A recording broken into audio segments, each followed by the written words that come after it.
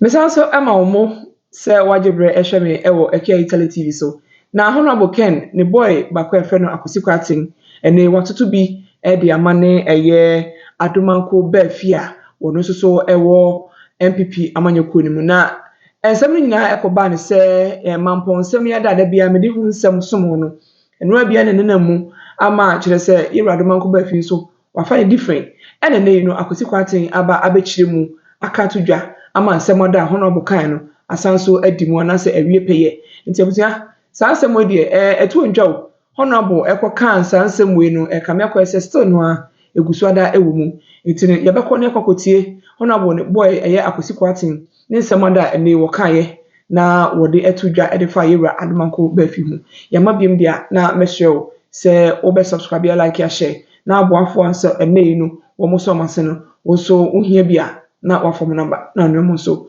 edida makramo emammo enisha wajima hinewa aita wosi akra we de awutifie uni abusua dwendwen mo ho na wate nkomo bi na apesa oti bibi firi mutawo lo Adomako Baafi wo ha adalma mientie o 107.3 ase inya perino no enti dedikai mamenchia no nso mo fidie de edu eche pa me bi bunso ogu ho na metekere akoso sa na mesema mfata umu na mfafo baya se mze binya peni studio na oche asemekusi o mampono wati mi de binya peni no enti misusu se bia se de no sichirim no se de bubia full facts no ana wonyae enti na manchi ko na ba wote ne se wanse to da bia de atiko kan ya no wanhu asechire wote ne san no kwese eno ntina mafre no okay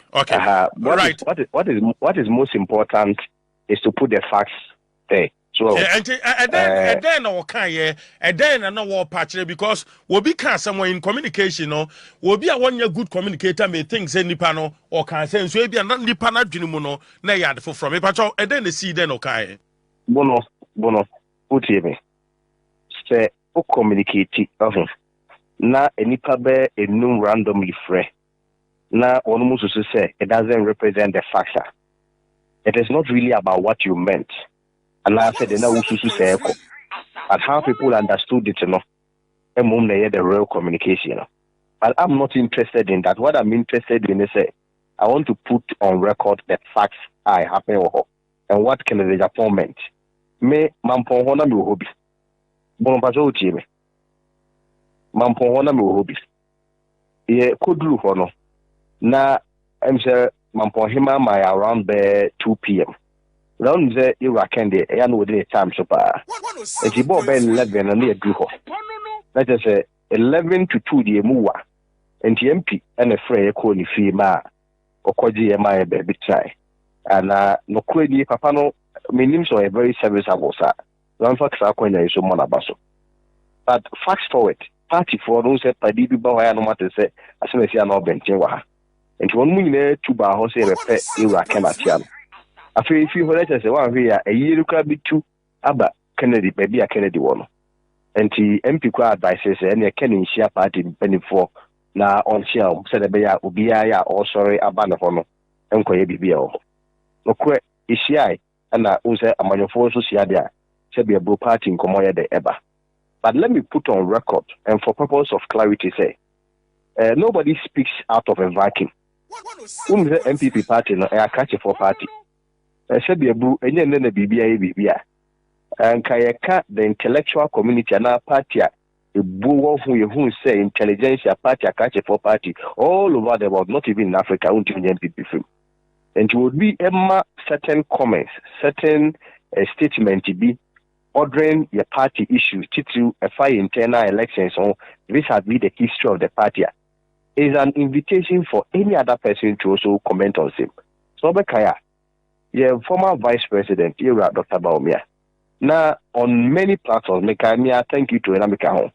Now, we're making a lot of statements on many platforms. Say, MPP history in India, Sebiabu, Ubi, and Nakobako.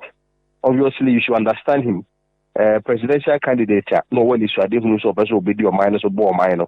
Na Sebiabu Uncle and certainly he will speak for himself.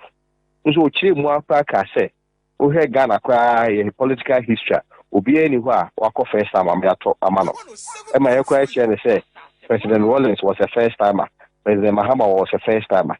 A chain or a narrow conversation to MPP, a politics, MPP there, obi any wa Nakobako. He made reference to Papa for so Kaya, or some making reference to President Akufo-Addo.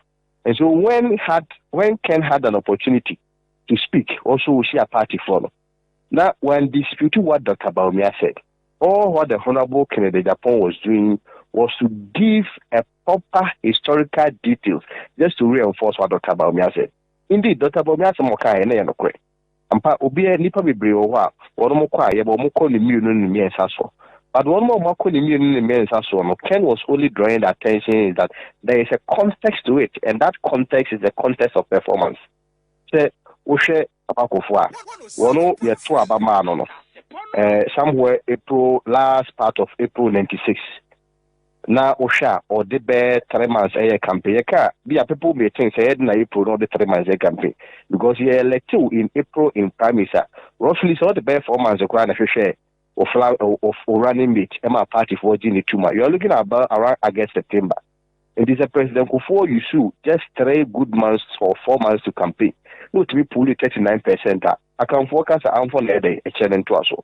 Now, fast forward, even moving beyond Kofor. Over President Akufo-Addo. President Akufo-Addo had not had an opportunity to become a vice president. No, yeah, even vice presidential candidate. We have Dr. Baumia. What is Uncle Paul Kwabwan? What him at home, I'm our project in the home party for whom knew my power by a year, and also year for the past 16 years. But the highest office that President Akufo-Addo then had was just a minister of state. Just on the first time, the popularity to me the party in the runoff. To the sense that time of Kulusu with around 23,000 votes. Beyond that, the next election, Crown and Quarteng, the new who need to be President Akufo-Addo day, it really makes him and she did see me about a and it's okay. President Akufo-Addo after court made a very profound statement. Say, I disagree with the verdict of the court, but I accept. Now, the Kenya no bottom line na ma because and yes idea even beyond that President Akufo-Addo and Kobiono was based on the performance or the Oshui. The first attempt 23,000. Kofo had just 3 months, still yes to pull 39%. Then very finally has to do with Papa Edubuahin. One more from party by. One muka party for Mudon party by Impono.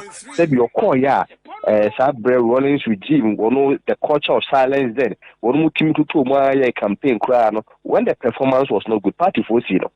And the Ken was only giving an account to support what Dr. Baumia said. Yes, that they all kind of partly it is correct, but to give it in a proper context, one yadia party for one day and and secondly, no, so no, Dr. Dubuahin is a testimony, say, and power yadia and faunco. Nothing that can quite assembly. A bra, yet to a barrier. And yet too early for party leaders. Some starting at to Sansem way gum. Well, Busa very intelligent question, Pam Menyajo. Sebia Bu, Sebia Yado, once more can Meno Yaje.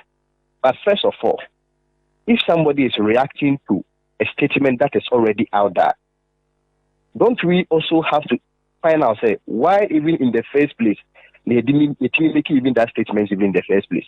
Because Ken was not responding to a vacuum. He was responding to a statement that, now, of course, nobody has ever commented on it. At that time, nobody saw it to be too early.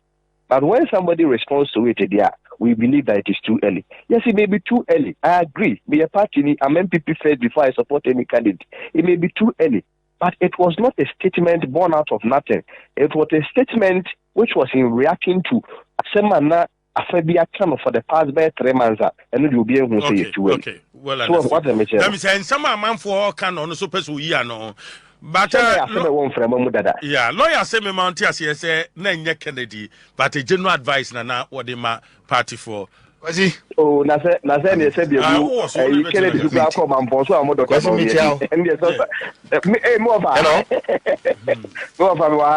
hello no fa me wa ha o wo fa na me so papa no sanse me so papa free dwansa sante achem yes etie nya ni papa enu kurani take a chire bokuro I will have waited senka wutie de make no Nemo yate ene sa advice say ba ko na mienu miensa ka sabi enti Kwasi you are a lawyer I'm not a lawyer I'm a communication expert eni pensi akọ no wi ana read here yanyi ntum say nsianom no de pepepe.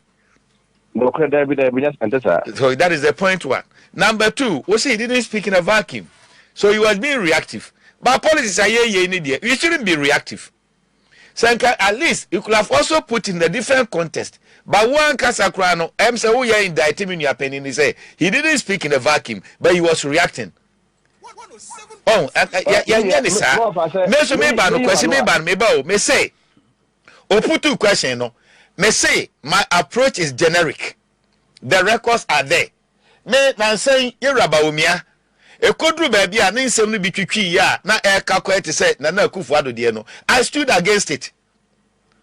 Me no mienu me manyi chen kakra ye mrantie kan no de baby o madure no nyame twa mo 30 years from beko. But it's about the party. It's about the party. Me di Bawumia chi udi kanachi ya nyatamfo yes yeah. But me and my boss ekasa ya mempe no I came and said Debbie just as I spoke for Kufuor, I'll speak for Akufo-Addo. Right. Anything what any saying? And your foot when you demand, especially crowds will say, Sabi in communication, you know, agenda setting is key. Their mama said we see Bomay, anyone see your dear country against 11, you know, and now no the take it shine. Okay. And into said ya mimit in factory, na me tuba umiafono. Can you be a bro foot so? And I know say or respect you so much. Say openi yenya botra ebabua. There is no need say we can mismeka. Adia betino there will be another agenda. Na NDC for no take advantage. Enter person DC cancel. Me ya. Cancel. Me ya. Bibi ni ho a yem fancy na yem to. Oh, say what you know for final comment. Me so je me final comment. 107.3. Oh, if I just Got to meet you Ponyanko cancel. Just 1 minute. Say me no fasaya me ba bo fa Adomako Baafi me no adwen ekwan a waka nyina so se bia bru afane afanka no nje se bonti so ni me de e me fanko eno de me gitum ana o se pedifo kwa ka se bia o edru se akunya to na akwaya prayer enim say a face that a party no ye go through ye be move from there na ni nyina no se de abibia no preach me say Dr. Bawumia so preach Ken so preach no unity say nyina be kan ho ayede abom sometimes ya na e di eche no we may be so passionate cry do cry na ono nsem no yakwaji atumu cry defend am na ayede abroso but if we are all preaching peace I agree emom te say baby edru no so de sika ya no asemi na twetwe asemi ye de e bae but ye mani nyina anya de ensi ho na yenka mom na Yankopon pa de party for be ni bia no obia be di na chi ama ede en munyam abre party Inshallah.